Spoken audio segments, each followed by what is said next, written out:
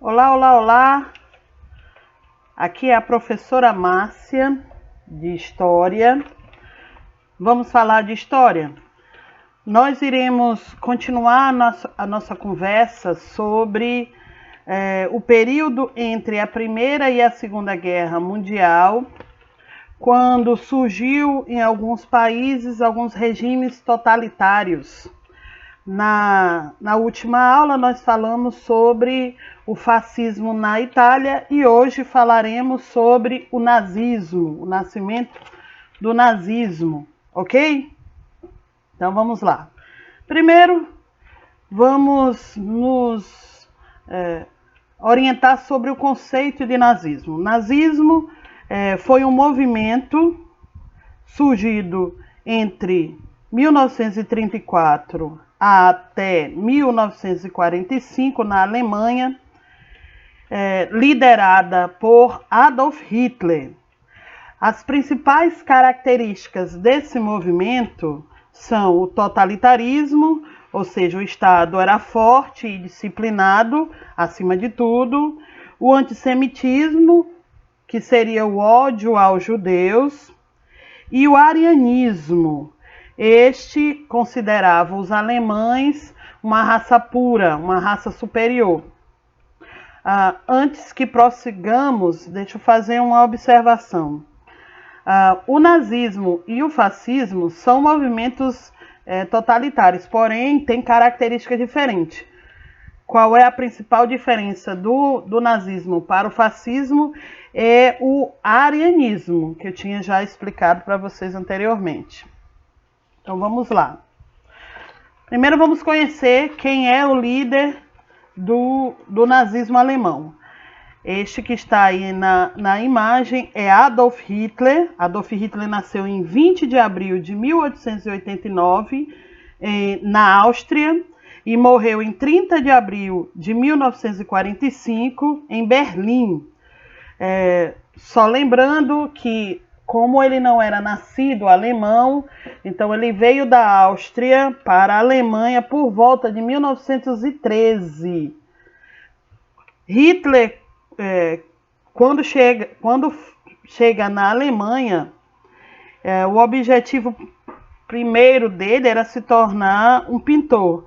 Foi 2 vezes reprovado em exames da Academia de Artes da Alemanha.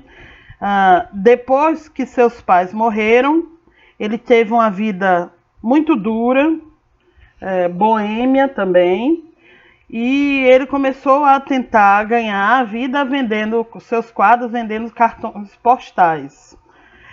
Como ele era muito nacionalista, mesmo não sendo de nascimento alemão, mas ele era muito nacionalista alemão, ele participou da Primeira Guerra Mundial, o fim da Primeira Guerra Mundial. Em 1933, Hitler foi nomeado chanceler, que é a mesma coisa de primeiro-ministro, para presidente da República Alemã. Mas antes de Hitler ser primeiro-ministro ou chanceler, ele tentou tomar o poder, né, em 1923, com a ajuda de militares, mas ele não conseguiu êxito e foi preso, né? E lá na prisão ele escreveu o principal livro do movimento nazista, que é chamado de Minha Luta. Um dos atos atribuídos por Hitler pelo governo é esse incêndio aí no parlamento alemão, em 1933. Bom, isso aí é a fundação do Partido Nazista, que foi criado, organizado por Adolf Hitler. Pronto. Agora vamos ver algumas ideias que receberam um apoio muito grande da população naquele período. Hitler, ele dizia que uma das razões dos vários problemas que a Alemanha estava sofrendo após a Primeira Guerra tinha 2 causas principais. A primeira é o Tratado de Versalhes, que eu já tinha falado para vocês, que o Tratado de Versalhes foi foi imposições, principalmente restrições na área militar, ao pagar de indenização. Isso provocou na sociedade alemã uma crise econômica muito grande. E um outro motivo que o Adolf Hitler diz que é a causa dos problemas passados pelos alemães depois da derrota na Primeira Guerra Mundial é o apoio que o governo, no caso o chanceler alemão naquele período, dava ao tratado, a obediência ao tratado. Além disso, ele considerava que essa ideia desse chanceler obedecer ao tratado de Versalhes foi devido à influência dos judeus. Bom, Hitler começou a perseguir alguns grupos que ele considerava causadores desses problemas: ciganos, judeus, homossexuais, deficientes e alemães. Mas eu vou fazer uma observação. Por que Hitler perseguia alguns alemães, nascidos alemães? Porque Adolf Hitler ele considerava aqueles alemães que tivessem algum tipo de relação com algum dos grupos que eu citei anteriormente, eles eram traidores da pátria, então deveriam ser exterminados. Hitler foi um líder único, por mais que a história mostre o lado do terror do movimento nazista, principalmente na questão dos centros de concentração, mas para os alemães, ele era um líder único. Ele surge em meio à crise, defendendo uma soberania dessas pessoas que estavam passando pela crise.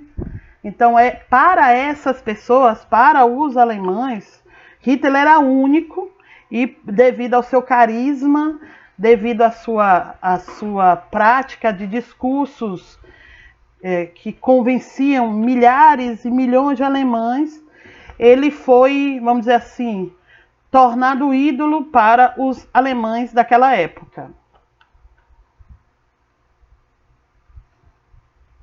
Deixa eu voltar bem aqui essa imagem. Bom, quando Hitler chega ao poder, ele pratica alguns atos que são, por exemplo, o antissemitismo, ou seja, atos de violência contra os judeus, porque ele considerava um dos causadores dos problemas, como eu já tinha citado anteriormente. Para vocês terem uma ideia, em abril do ano de 1933, os judeus foram proibidos de praticar a medicina e a advocacia e de ocupar cargos públicos. Em 1935, judeus e outros tipos de pessoa, esses outros tipos de pessoa é aqueles que eu falei anteriormente, ciganos, homossexuais, deficientes, que não fossem alemão, foram proibidos de ter qualquer direito constitucional, como, por exemplo, o de casar. E uma coisa interessante que eu até tinha comentado anteriormente é a questão dos alemães. Aqueles alemães que casassem com judeus ou qualquer outro grupo que estava na lista dos que responsáveis pela crise, segundo ele, responsável pela crise na Alemanha, eram considerados traidores. E até hoje a gente não tem exatamente o número exato de pessoas que morreram nessa perseguição. Estima-se que 6 milhões de judeus foram executados nos centros de concentração. Bom, para conseguir o objetivo de criar o Estado forte, o Estado nazista forte, Adolf Hitler, então, ele se cercou de vários grupos para manter-se no poder. Como, por exemplo, ele praticou a proibição de todos os partidos políticos naquele tempo, exceto, é lógico, o partido nazista.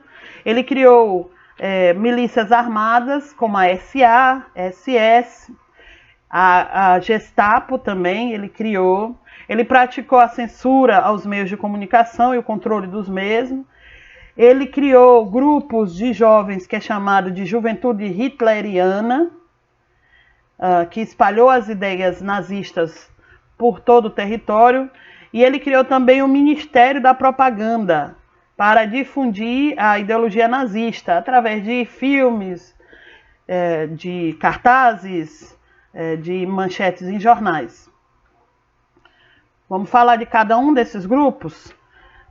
Por exemplo, a SS, que é Secções de Segurança. Quais são as características da SS?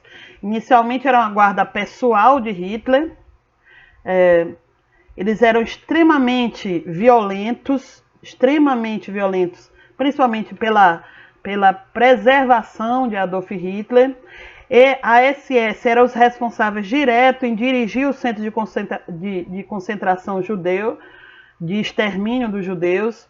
A característica principal da SS era os uniformes pretos com caveiras brancas, né? Aí tem o símbolo nazista, o maior símbolo nazista, que é a suástica. O interessante da suástica é que ela tem por volta, originalmente ela tem por volta de 5.000 anos. Então você vai encontrar vestígios ou documentos com a figura da suástica. Até existe, na pesquisa que eu falei, existe 2 tipos de suástica. A suástica no sentido horário e no sentido anti-horário. No caso do Hitler, e aí a gente até começa a se questionar sobre Hitler, toda a organização do movimento nazista não foi por acaso. Ele sofreu uma pesquisa muito grande. A própria suástica, que é o maior símbolo do movimento nazista, e todas as outras manifestações nazistas, como por exemplo a saudação, né, foi feito através de muita pesquisa de Hitler, principalmente quando ele estava na prisão depois da tentativa do golpe que ele quis fazer no comecinho do pós-guerra, da Primeira Guerra. Uma coisa interessante é que a suástica, você vai encontrar ela em vários momentos históricos. Uma coisa interessante que eu encontrei é que na Primeira Guerra Mundial, quando os Estados Unidos entraram na Primeira Guerra Mundial, eles usavam o símbolo da suástica. O símbolo da suástica, eu até pesquisei, significa condutora do bem-estar. Quando ela está na posição horário. Com a utilização, né, da suástica para o nazismo, aí nós estamos vendo um outro significado da suástica. E só para efeito de informação, a suástica hoje em dia é proibida em alguns países, porque ela simboliza o antissemitismo, e lembra todo aquela problema de morte, né? A situação de morte, de violência que ocorreu durante o período nazista. Bom, um outro suporte nazista foi a SA, também conhecida como camisas castanhas, né?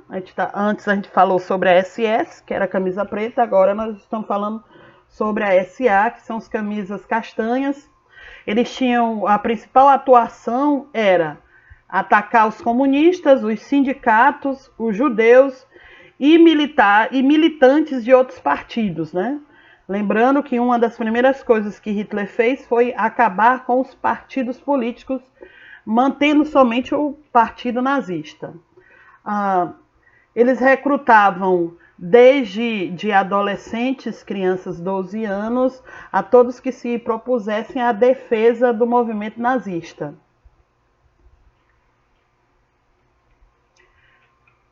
A Gestapo agora. A Gestapo é também chamada de polícia da política, polícia que funcionava sem tribunal, decidindo ela mesma as sanções que deveriam ser aplicadas, ou seja, se você praticava algum ato que era contrário ao movimento nazista, a Gestapo prendia, julgava e punia sem nenhum recurso, sem nenhum direito individual que os outros países, por exemplo, praticavam. A Gestapo era soberana. por exemplo, um dos movimentos extremamente que a gente vê, que a gente identifica, é quando a Gestapo começa a prender alguns líderes políticos, e esses líderes políticos são condenados à morte através do fuzilamento, que era uma das práticas da Gestapo. Uma outra coisa interessante que também era o suporte do nazismo, e que Hitler via nela no futuro da nação alemã, era a juventude hitleriana. Bom, criada para educar e treinar os jovens na ideologia nazista dos 6 anos aos 18 anos, era uma instituição de frequência obrigatória, ou seja, todos os alemães eram obrigados a assistir e a se alistar ao movimento.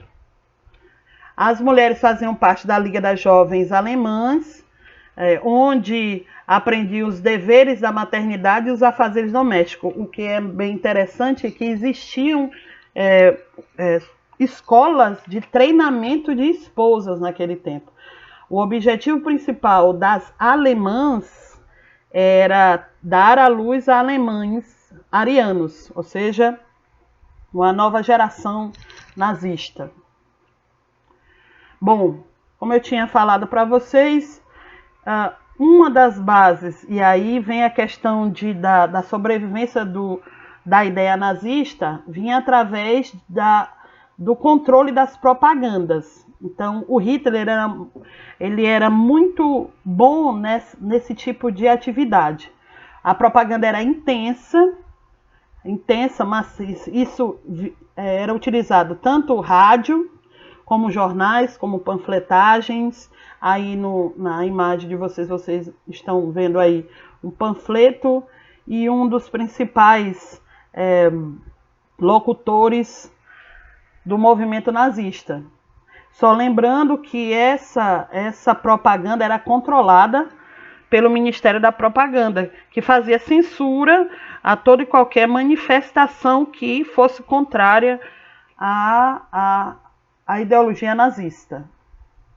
Bom, eles nesse processo de propaganda, né, de espalhar a ideologia nazista, eles usavam cinema, eles usavam jornais e revistas, eles usavam cartazes novamente, passando pelo Ministério da Propaganda e sempre com o uso de censuras contra aqueles que tinham ideias contrárias ao movimento nazista. Aí tem uma característica principal da doutrina nazista, que é a raça ariana, que era considerada superior. A questão que eu quero destacar aí é o segundo ponto, que diz assim: fazia-se controle genético, colocando em prática a teoria eugênia, seleção dos membros mais genuínos e eliminação dos impuros. Lembra que eu falei lá no comecinho que tinha alguns grupos que Hitler considerava não puros, que eram, por exemplo, os deficientes. Entre esses deficientes, se nascesse, por exemplo, um alemão com algum tipo de deficiência, ele era eliminado. Quando se diz eliminado, é assassinado mesmo. Porque eles queriam fazer uma seleção natural dirigida, que é a tal da eugenia. Eles queriam purificar a sociedade alemã, deixando somente uma sociedade pura, que é a chamada raça ariana. Como eu tinha falado também a princípio, durante a organização do movimento nazista, Hitler considerava os judeus os causadores dos problemas sociais enfrentados pela Alemanha após a Primeira Guerra Mundial. Tem até uma frase que eu coloquei aí na imagem, que diz assim: os judeus são inimigos eternos do povo alemão. Todos, a partir desse momento, devem ser presos e exterminados. Essa era o objetivo dos alemães. Era ensinado às crianças, para vocês terem uma ideia. Eram ensinados às crianças alemãs que os judeus eram os causadores dos problemas e que deveriam ser exterminados. Embaixo você vai ver algumas fotografias de alguns alemães, ou de alguns judeus, de alguns judeus que eram identificados por essas estrelas aí. Os judeus foram obrigados a registrar-se e a usar a estrela de Davi. Pelas ruas alemãs viam-se frases contra os judeus, chamando, entre outras coisas, de porcos judeus, e isso era passado dentro da família alemã, desde crianças a adultos, essa ideia de que eles seriam os causadores dos problemas alemães. Bom, o que aconteceu então? Qual era o objetivo principal dos alemães? 1941 foi colocada em prática a solução final para os alemães, que seria: os judeus eram capturados e levados em comboios para os campos de concentração. Você tinha campos de concentração em vários territórios controlados pela Alemanha. Também foram vítimas dentro desses centros de concentração, apesar das pessoas só observarem os judeus, mas toda e qualquer pessoa que tinha uma ideia, por exemplo, comunista, que tinha origem cigana, que tinha origem de deficiências físicas, os opositores ao nazismo, né, homossexuais, e observe aí que tem uma reticência. Os judeus, em geral, eram colocados nesses centros de concentração. Também alguns membros de religiões, como os Testemunhos de Jeová, também eram perseguidos e eram colocados nos centros de concentração. Por enquanto, nós iremos ficar até essa informação. Mas antes de encerrarmos, eu coloquei alguns filmes que, na minha pequena opinião, são os filmes que chegam bem perto da realidade desse período nazista, do início e durante a Segunda Guerra Mundial. Esse filme, primeiro, à esquerda, que tem o nome assim, Tom Cruise, que é a chamada Operação Valkyria.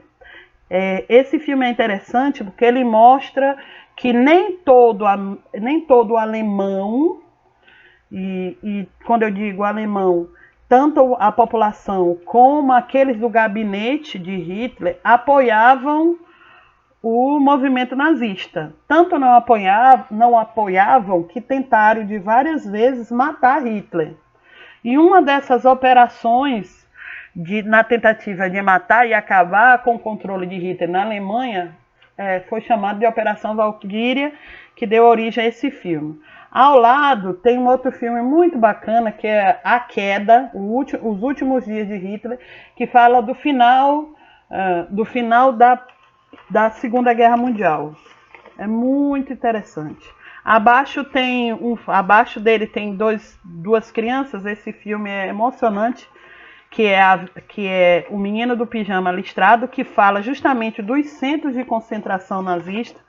Ao lado, um outro filme muito bacana chamado A Vida é Bela, que mostra que os centros de concentração, as violências contra os judeus não ficou restrito ao território alemão.